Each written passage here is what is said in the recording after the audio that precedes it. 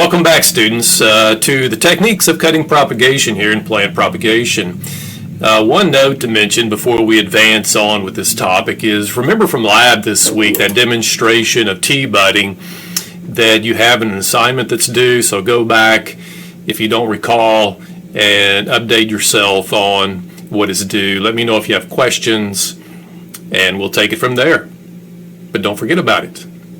So, techniques of cutting propagation. Last time we described the importance of this in our ornamental shrubs and some trees also, and it's gaining some popularity in the form of propagation with some of our forestry crops also.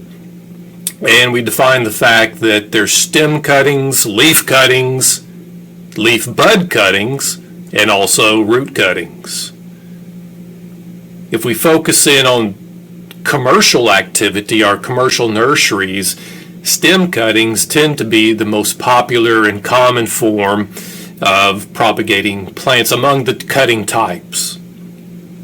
And they consistently use intermittent mist and some very light potting soil typically.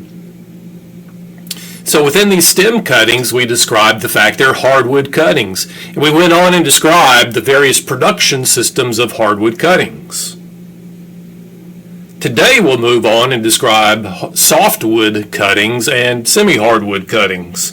And we'll wrap it up looking at some variations and techniques of cutting technology in some of our major nurseries and some other odds and ends of information that are applicable to the success of these techniques. One of the systems we talked about is that of modifying soil temperatures up to a more ambient range to promote cell divisions, more rapid root formation. And there's several approaches to this. I've seen some growers place the heater in the greenhouse at ground level, whereby it blows heat beneath the benches. That can be very cumbersome because it gets in the way of traffic through the greenhouse. Water tends to hit it and cause more corrosion. Another option would be bottom heat, where you have some hot water heater that may be outside of the greenhouse, and it heats that water, and through a system of pipes, it delivers it directly to the bench. And we see that here in this greenhouse, where we have these small tubes that are circulating hot water, and by hot, it's a more appropriate term would be warm. It's probably 72 to 75 degrees by the time it gets to the bench top. And it places that heat right where it's needed. The heat rises up into the soil, so the surrounding air may be in the mid to upper 60s, but the soil temperature is a bit warmer. And this is a method of promoting that root formation and rapid root division. Another note about this particular greenhouse, it impressed me because of its cleanliness. Weeds are kept under control. The workers are taught to not drop plant material to the floor, any trimmings or cuttings. Soil is cleaned up. And that is beneficial because it reduces the incidence of disease in that greenhouse, and also it's more sightly. I think workers would appreciate going into a work environment that's cleaner versus one that's dirtier. So again, the focus here is on the bottom heat system. So coming back now to specific types of cuttings, we've gone beyond hardwood cuttings. Now let's focus on stem cuttings that are taken early in the spring season, specifically called softwood cuttings. And it's the result of that flush of growth in the spring season. And for us, and on this region of the North American continent, let's just say the Gulf Coast, that begins to happen, depending on the species, mostly in the month of March, and a few of them early in April. So it's that new spring growth on both deciduous and evergreen trees and shrubs. This soft condition may only exist for a short period of time, anywhere from 2 to 4, maybe up to 8 weeks. And it's that window of time that the grower needs to realize this is an opportunity to trim that plant, save the trimmings as propagules. Typically, the propagator also has some foreknowledge that that is the method of choice with that species. And we've identified the stock plants, and we're going to move forward at this period of time and collect those trimmings, haul them to the greenhouse, process them for cuttings. So some examples, just some practical examples. I'm not asking you to memorize these by any means, but elm trees, crepe myrtles, euonymus is a type of shrub, spirea, magnolia would be another example, and there's a few others. Blueberry comes to mind also.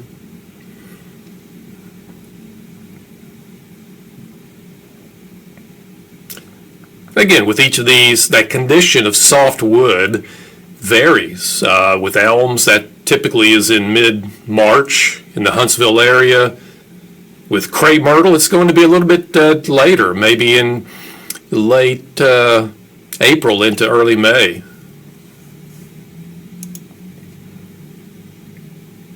With these others, it's sometime in late February into the month of March here along the Gulf Coast.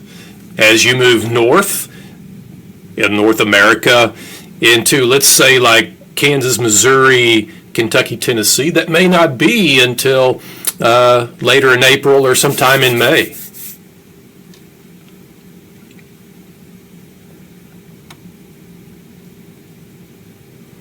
All right, so it's that softwood condition, that flush of new growth. And it's not the point where it immediately emerges, but where it's so tender that it snaps when you try to bend it. But it has emerged and it's been there for a few weeks, and then you cut it.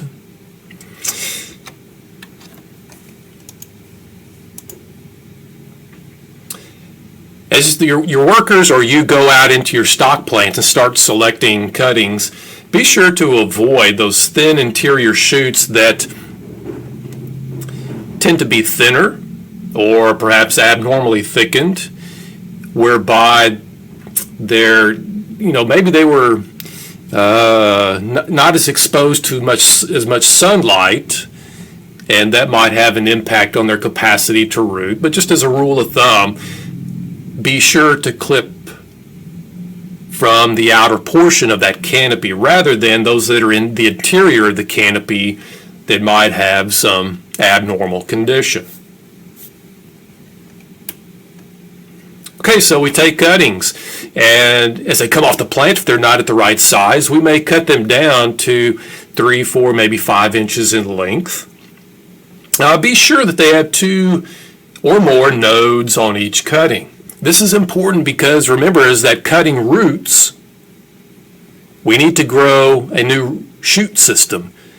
Those nodes have buds, and those buds give rise to new shoots that grow into the shoot system of this new plant.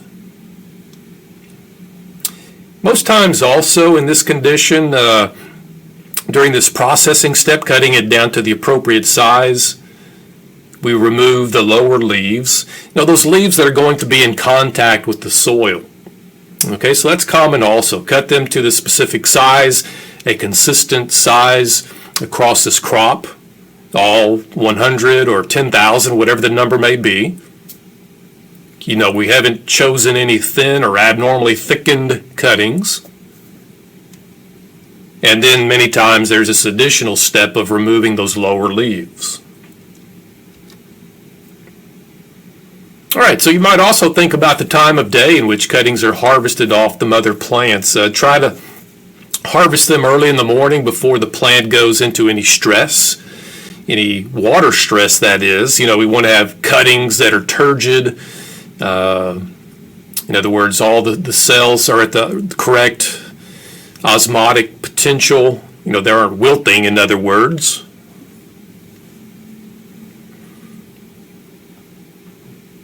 If you harvest them later in the afternoon, the wind is blowing, that's a stress on that plant and potentially a stress on those cuttings too, So yeah, maybe think about doing this earlier in the morning. So some general guidelines here on the techniques of softwood cuttings. Maybe just looking at an example here, that of blueberry. You have rabbit-eye blueberry, high-bush blueberry, but commonly propagated and cultured out in the field in some very similar ways. And I think most growers would tell you, growers that propagate blueberries, that they choose the softwood cutting technique. So in your photo on the upper left are 4 stages of growth. The one on the Of those 4 cuttings, the one on the right is the youngest, the one on the left is the oldest. And the 2 in the middle would be the condition that you would choose. So again, softwood, it's that new growth, and it hasn't had time to begin that individual cell lignification, that hardening or formation of wood.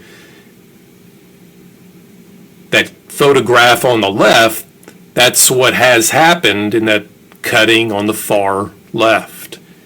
It's too woody now for decent rooting. The one on the right is still too tender. You try to bend it, it's going to snap. Okay, so it's just recently emerged, still too tender. We'll allow a few more days to another week until it gets to that condition, like the 2 in the center, so it doesn't snap when you try to bend it. Okay, it's still softwood, and it's ready to be taken to a propagation area, dipped into a rooting hormone, placed into the media. The center photograph, that's exactly what we're describing is, you're out in the field checking to see if you're at the right stage there for harvesting cuttings. You bend it, it doesn't snap. Yeah, it's ready to harvest. It's a softwood cutting. The photograph on the lower right is just a typical propagation bed where, in this instance, they're using charcoal as a rooting medium. And you see the PVC pipe risers there for the intermittent mist. It'll burst every few minutes to create a film of water, a layer of water across all those cuttings to diminish the amount of water loss as they root. And that's a very close, tight spacing on those cuttings, spaced very close together. Okay, so that's some propagation of a softwood cutting. And again, this condition typically exists for a short window of time in the spring season. I would qualify that also by saying you may have this short window of time in the fall season as we move out of the heat of the summer, and we might have another cool front, a cold front. You might have another flush of growth on those plants, and it may open another window of opportunity in August or September.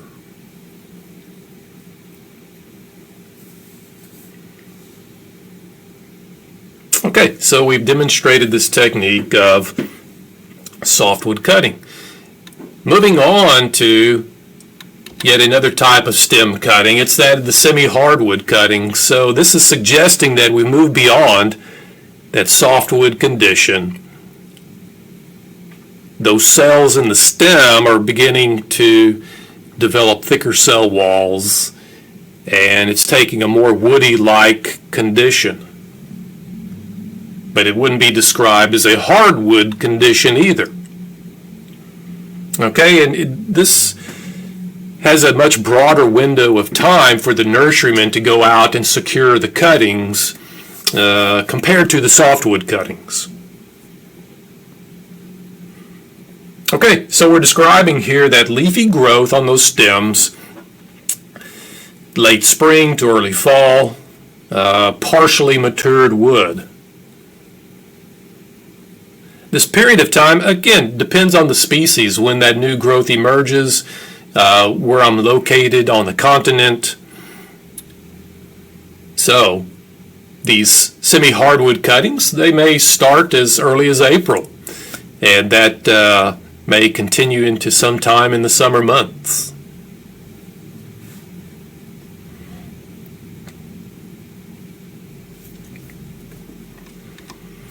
Again, with this technique, I want to choose the current season's growth. Don't get into that older growth that's 2, 3, 4 years old, or that woodier condition. Much more difficult to form roots with that thicker, woodier material. Current season's growth. So this is a technique that's commonly used in our shrubs for propagation. So some examples here, and again, you don't have to memorize these, but camellia, red-tip photinia, azaleas, holly, boxwoods, to a lesser degree crepe myrtle would be some of the examples. Okay, so again, the propagation manager coordinates this with field production, and when those species need to be trimmed, those trimmings have value to the propagator. They're collected, hauled back to the propagation facility, and uniformity is part of our quality, part of our success. So we want to have uniformity in the size of the cuttings. So my workers may cut them individually down 3, 4, maybe up to 6 inches long. Again, typically those lower leaves are removed. Those are the ones that, when they're stuck in the media, are in contact with that media, and they have a tendency to senesce or die and have to be cleaned out anyway. So more frequently, propagators choose to remove those leaves before they're stuck into the media.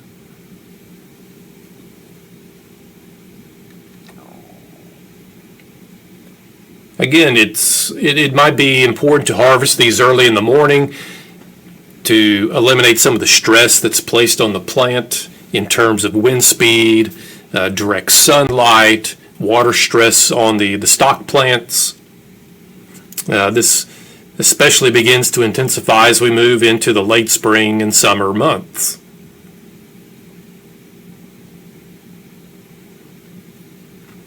So again, remember, as you take these cuttings, remember that's live tissue and now is absent of a root system. They need to be protected from the wind, direct sunlight, kept cool until they can be dipped into rooting hormone and placed into soil that's under mist.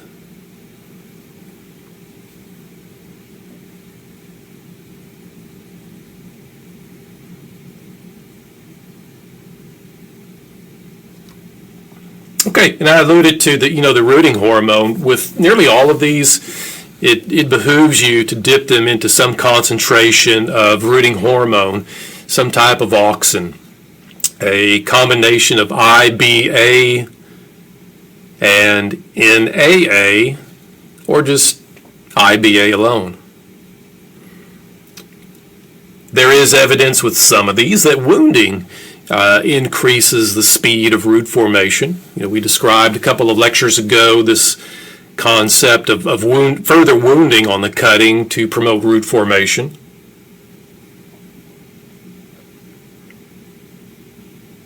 So typically when you go to work at a nursery, they have some record of the technique and the auxin concentrations. If you don't have that, if it's a species that's new to you, you would typically have to do some experimentation to determine the optimum concentration of auxins to elucidate the greatest root formation.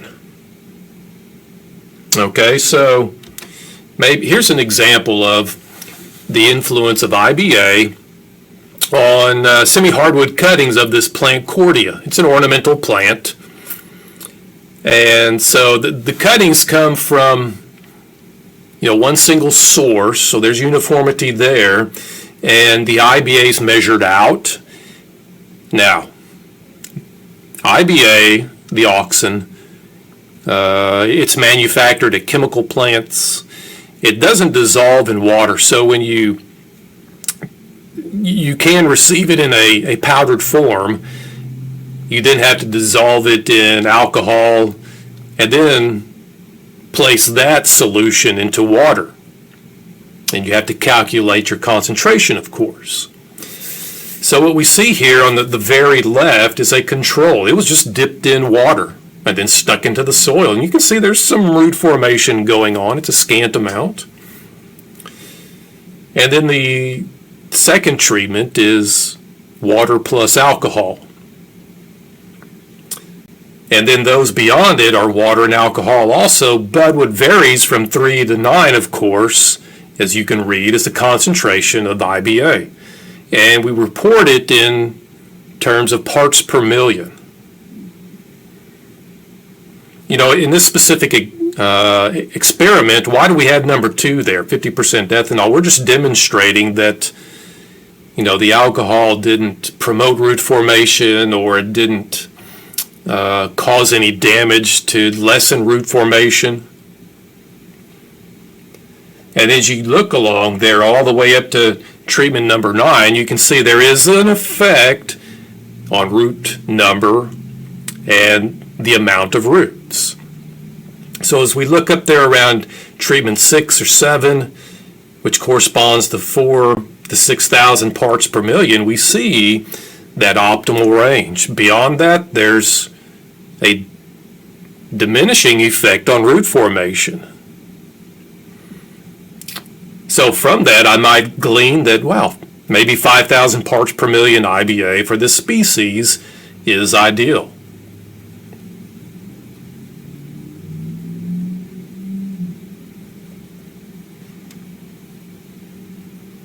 Okay, so an example of how you might set up an experiment and evaluate the concentrations of IBA and attempt to choose one single concentration to use consistently when you propagate this commercially.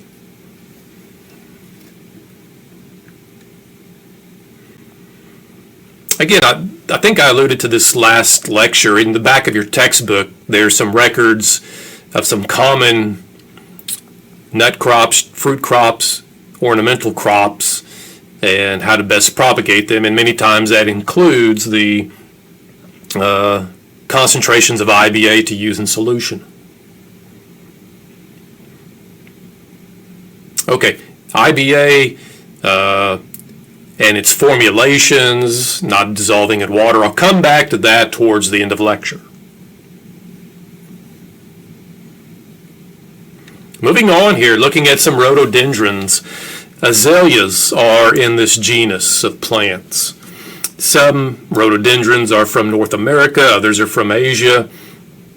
It is an ornamental, of course, and has value as a shrub in our landscapes. And semi-hardwood cuttings, they've got this moist yet very well drained soil, so it's about 50% peat moss and 50% perlite for good drainage. It's placed under mist.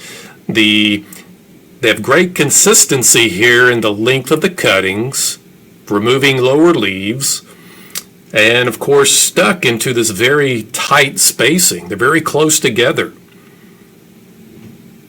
Periodically, the propagator, among other things, checks for rooting, also checking for insects and diseases, overall plant health, locations where the mist isn't being applied properly and trying to correct that.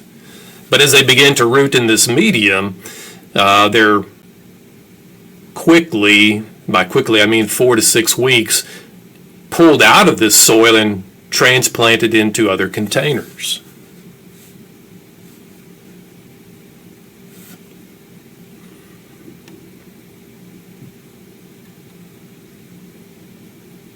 All right, so we talked about we need stock plants that are healthy, growing vigorously, they're well watered, well fertilized, harvesting cuttings from that outer portion of the canopy. Keep in mind also with these plants that are propagated for ornament or for food crops, the ease in rooting varies. Some species very easy to root. Other species somewhat difficult to root. Some more thoughts about difficult to root species. Those are the ones that tend to spend more time under mist in your greenhouse and create more management issues for you. Again, we want to avoid stems that are abnormally thickened or stems that are abnormally formed. Those tend to root slower. Also, if it's a difficult to root species, so we're going to avoid those. But then also, remember correlative effects.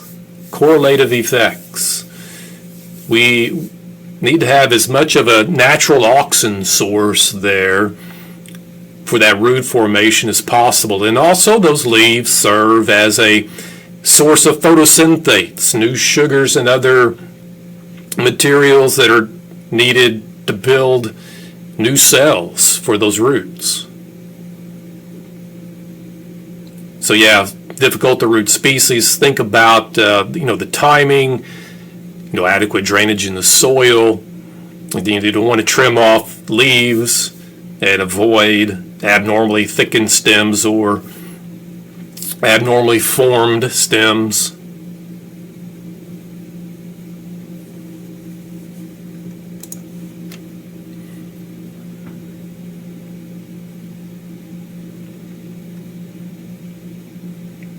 Okay, so we've described hardwood, semi-hardwood, and softwood cuttings.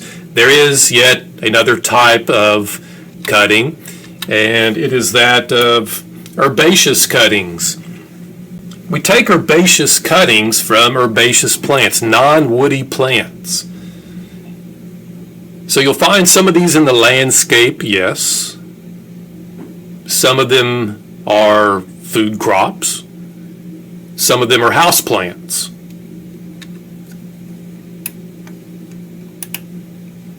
So they're succulent, they're non-woody. Again, just some examples. I'm not asking you to memorize these.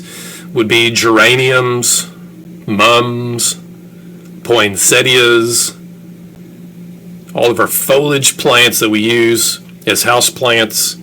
Those would be some common examples of plants that are herbaceous, and we take herbaceous cuttings. With this type of cutting, the window of cutting is very wide. You can do this just about 52 weeks out of the year. If you think back to those others that we just described, there's this window of time, this window of opportunity to propagate them. Not so with herbaceous cuttings. You can do this just about any week of the year, so long as you have workers to secure the cuttings and stick them in soil. So keep that in mind also. Much wider window of time. So the cuttings, we typically have some consistency in their size. They might be 3, 4, 5 inches long. Typically, again, the lower leaves are removed, those that tend to contact the soil.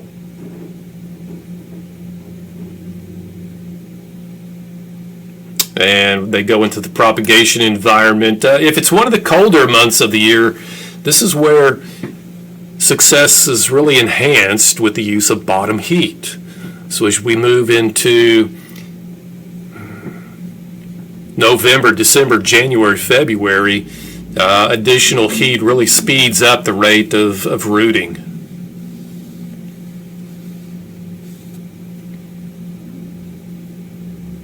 We've alluded to auxins also, dipping it in a solution or a powder that contains auxin, again, to speed up the formation of roots. So yeah, with some of these it is required and it's useful, but it's not required with all of them.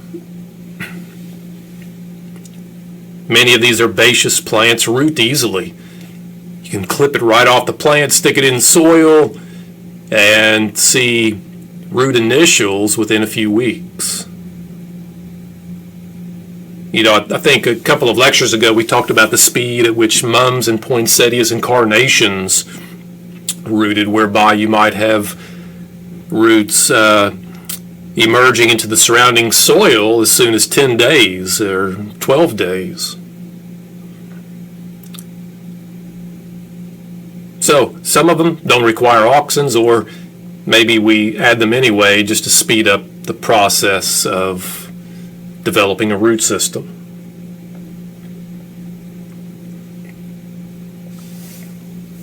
So again, if you don't know that, if you don't have records on a specific crop and it's not recorded anywhere, you would need to formulate some experiment and determine some ideal condition, some ideal auxin concentration to be successful with that species.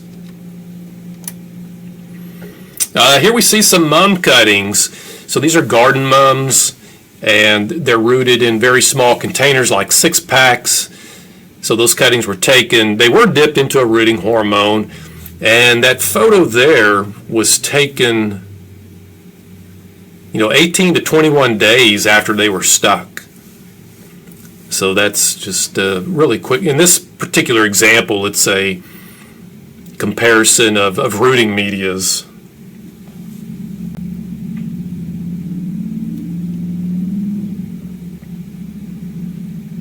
All right, so softwood cuttings. So now, coming back to rooting formulations, we talked about IAA, indole acetic acid, being the naturally occurring auxin in plants. It's unstable if we try to isolate that and put it into a jar. So what chemists have done at chemical plants, we've mimicked that molecule with IBA and also NAA. These are synthetic auxins. So the pure product, the chemical, typically at the end of the formulation at the chemical plant is in this powdered form. And then it can go on to be processed, mixed with talc powder. You've seen that. Sometimes it's placed into a liquid formulation. To get it into a liquid formulation, again, it doesn't dissolve in water. It just goes right to the bottom of the container. So the step that's needed is to first dissolve it in alcohol and then take that solution and dilute it into water. So I've got a finished solution to dip my cuttings in. Commercial propagators that use significant amounts of rooting hormone through the year and are purchasing significant amounts of rooting hormone, whether it's IBA alone or mixed with NAA, will also have on hand alcohol to dissolve that and then at a known concentration and then further dilute it with water to some desired concentration, 1,000 parts per million, 2,000 parts per million, or maybe 5,000 parts per million. Just as a note, isopropyl alcohol, the kind of alcohol you have probably at your house, tends to burn plant tissues, and that burning causes cell death, necrosis, and that really slows rooting. So that's a general statement about isopropyl alcohol. So many growers that purchase IBA and dilute it, take ethanol, grain alcohol, dissolve it in grain alcohol, and then further dilute it in water and use that in propagation. So, some ways to get around that. Maybe 25, 30 years ago, they figured out how to attach potassium, a potassium ion, to IBA. So that's that second bullet there, KIBA. It's KIBA, or potassium IBA, and that makes that molecule polar. Now it dissolves in water. Aha! So now I could, as a propagator, purchase KIBA. It does the same thing, diluted directly into water, and I can bypass that step of making a concentrated solution in wood alcohol. Grain alcohol.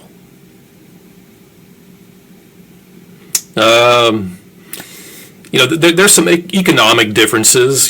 Just buying pure IBA is the least expensive compared to the KIBA. So again, moderately sized to large nurseries that are propagating large quantities of plants most of the year, and they're purchasing large amounts of rooting hormone, tend to use this mixture of IBA, NAA, and dilute it in grain alcohol. There are some other products available. You could just as easily buy formulations like Dip and Grow, Hormodin, Rootone, Rhizopon. In our lab, where we stuck the mother-in-law's tongue and the junipers, we use some Dip and Grow. So this is a concentrated solution of IBA, NAA, and alcohol, and you take it then and dilute it in water, and it's ready to use. The Hormodin, this is a talc powder that's been impregnated with IBA and NAA. Some people consider it a bit messier and want to avoid that. And then there's some other products you see there that are the Rhizopons, like an Alka-Seltzer tablet. You drop it in the water, plop, plop, fizz, fizz, and after a few minutes it's ready to use. So there's some commercially available products that are easier to use, and you don't have to do as much mixing. Some other considerations here with rooting formulations. There's some evidence out there, and I'll say it hasn't been researched significantly, but it's maybe some conventional wisdom, you might say, that distilled water to dilute those rooting hormones has an impact on rooting speed, rooting formation. We see evidence of this, especially in some of our herbaceous plants, where, and I've personally witnessed this, where when the IBA is mixed with distilled water compared to tap water, those cuttings that were dipped in the distilled water solution form roots much faster. And again, this hasn't been deeply researched, but I and others suspect that in that regular tap water, there may be salts in it or maybe other materials that are combining with the hormone to form an insoluble product, and it's no longer effective in promoting root formation in the plants. So you might give that some consideration also, the use of distilled water versus tap water. Another technique utilized by commercial growers, and again, this just, it's not necessary, but it adds ease to the workforce that's showing up to work 5-6 days a week. Most of their day they're preparing cuttings, sticking them in solution, trying to do that rapidly. And you may have on hand 2, 3, 4 different concentrations of IBA. So by adding food dyes to the different concentrations, it simply adds ease for your workers that are trying to work consistently and rapidly. So as an example, you may have a 1,000 part per million solution that's green, and the 2,000 is blue, and the 5,000 is red. And that color coordination with specific crops helps them understand that they're sticking it into the proper solution. You might just imagine how this might go wrong. You might spend an entire day sticking cuttings into the improper solution. Maybe it requires, maybe the cuttings you're sticking all day need a 5,000 part per million, but they just spent the entire day sticking it into a solution that's only 1,000 parts per million. And so to eliminate some of that confusion, just maybe consider using food dyes to color code different stock solutions.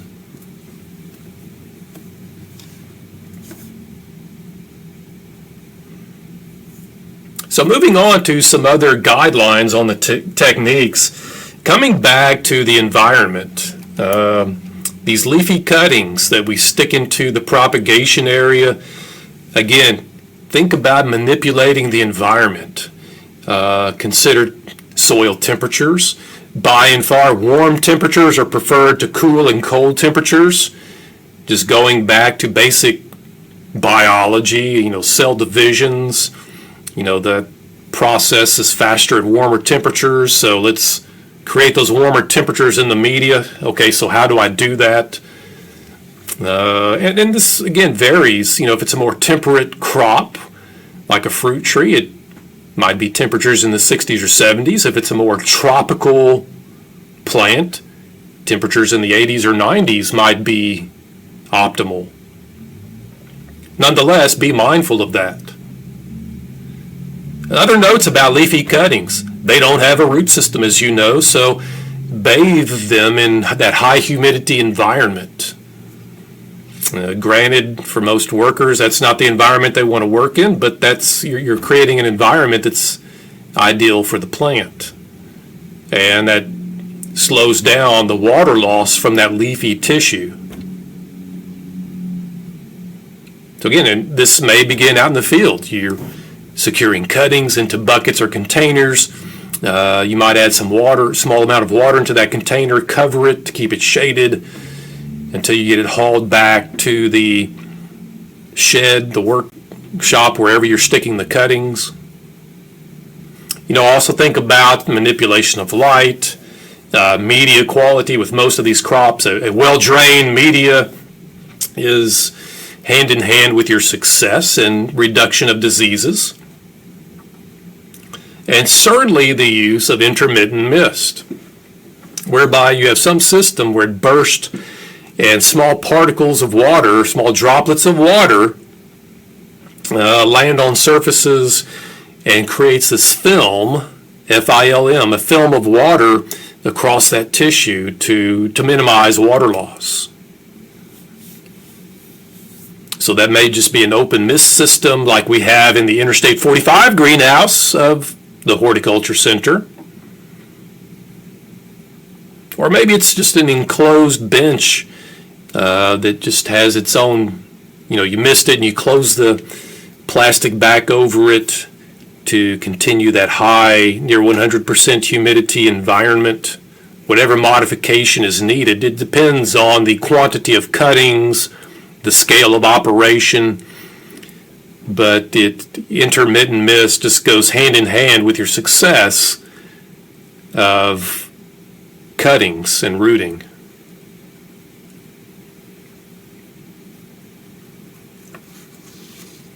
All right, moving along here. As we alluded to one time, a couple of lectures ago, there are instances where you have cuttings, either you've received them from UPS, FedEx, or the cuttings were taken out in the field and you're not ready physically to stick them. Maybe your labor's doing some other task that takes priority. Maybe you don't have the pots filled with soil yet. Or maybe there's not enough greenhouse space, whatever it may be. It's good for the propagator to have this in mind and secure some facility, some refrigeration unit where you can store cuttings for a few hours to maybe a full week. Typically these have shelves in them to hold boxes or bags of cuttings. Good to keep them cleaned also. Occasionally just go through with Clorox and water, clean them out really good to minimize the incidence of disease, get all the dead plant tissue out of there. But this is a part of the successful propagator's operation, having some cold storage and the ability to precisely control the temperature and hopefully also the humidity.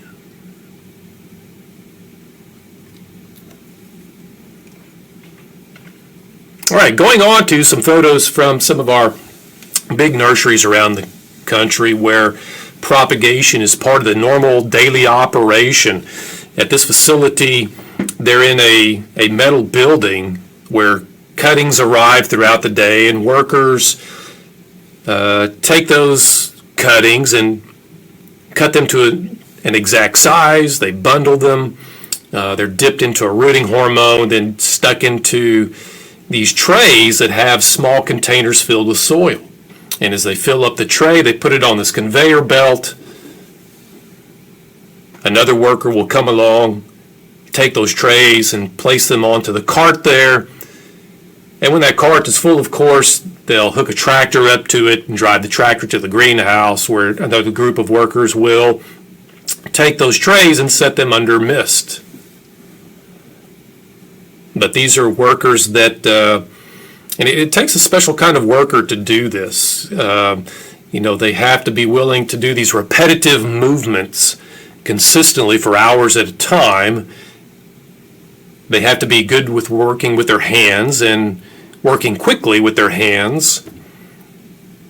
So there's some, the human factor involved here and some economic considerations also.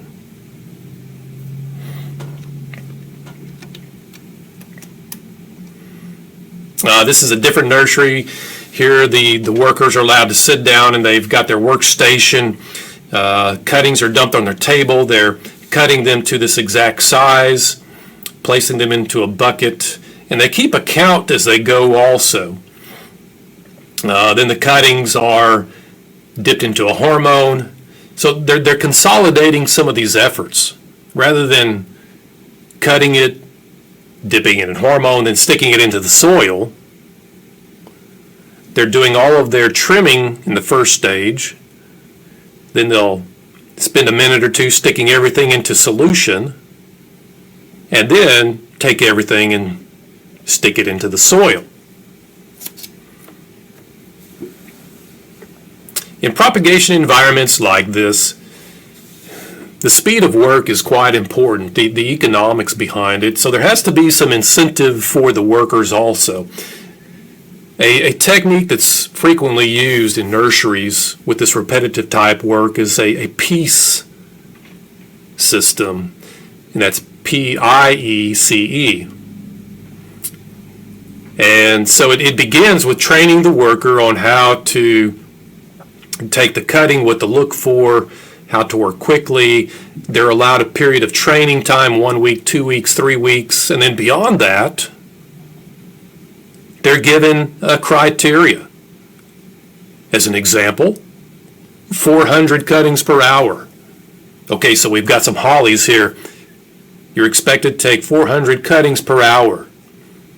And if you go beyond that, if you cut 420 per hour, you get a bonus. So it may be an additional amount per cutting. And it's this incentive to reach that criteria and then go beyond it, and you're rewarded if you work well and rapidly. So that's common in commercial nurseries, this piecemeal system of creating cuttings in propagation. Now, in that example, I said 400 cuttings per hour. That criteria varies from plant to plant. If it's a more thorny, stickery type cutting, that's going to slow the worker's rate down some. Other cuttings, easier to handle. That average increase is going up per hour. So yeah, it varies from plant type to plant type.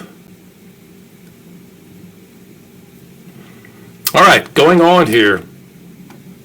Looking at some of the environment where the cuttings are stuck. So at this nursery, they choose to have beds of perlite. It's a really light material, holds some water but a lot of air, and it's easy to stick the cuttings into, and as the roots form, they will be removed and transplanted into another container.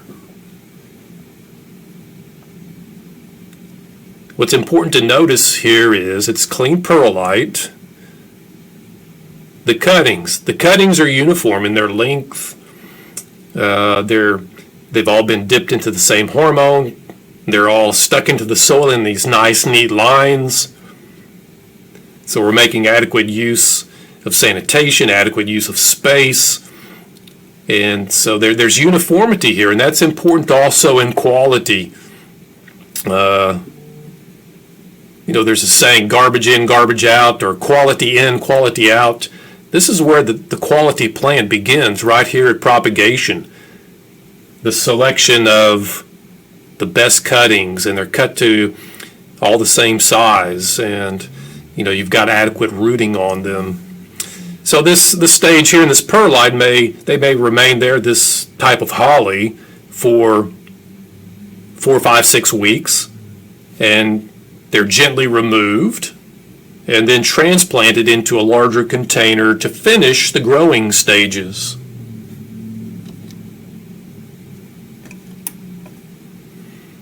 And this is that same facility in Southern California. in their propagation house. Notice also that they have skirts along these benches. They have bottom heat, and that contains the heat. It rises up into that media. The air temperature is significantly cooler in the greenhouse, so that cooler air above the plants reduces the incidence of disease, but we have the heat right where we want it, rising up into the soil, again to create a more appropriate condition for root development.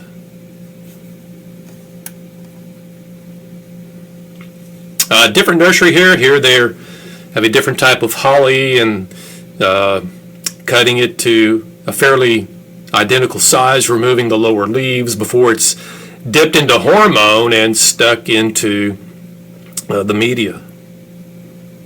Again, the workers that do this type of work, they need to be workers that can work quickly with their hands, those repetitive motions, do this for 4 hours before lunch and 4 hours after lunch. And it's easier said than done.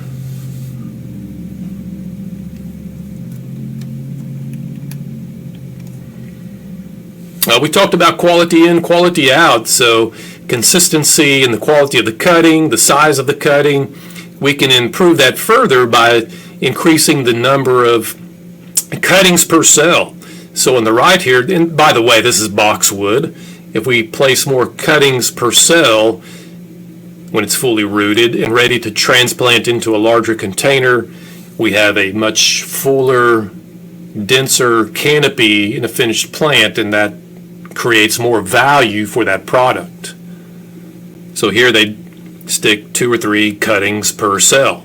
And we see this in many of our ornamental crops where we stick more than 1 cutting per cell.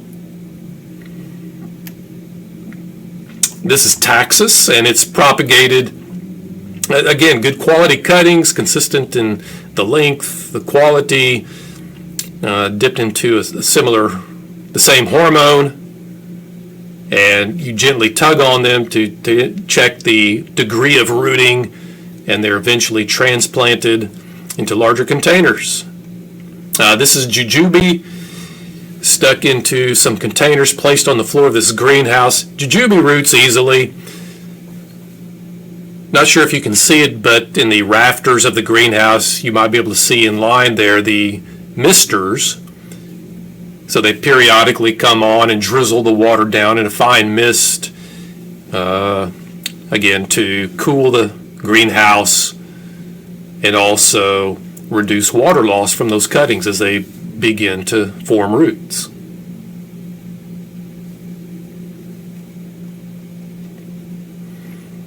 So again, we're looking at some variations in techniques for rooting cuttings. We also talked about wounding the base of the cutting to further promote root formation. We see that here. Not only is the wound the cut from the mother plant, but there's this additional scrape along one side of the stem. It receives that application of IBA, and through some experimentation, the grower found that this sped up the root formation.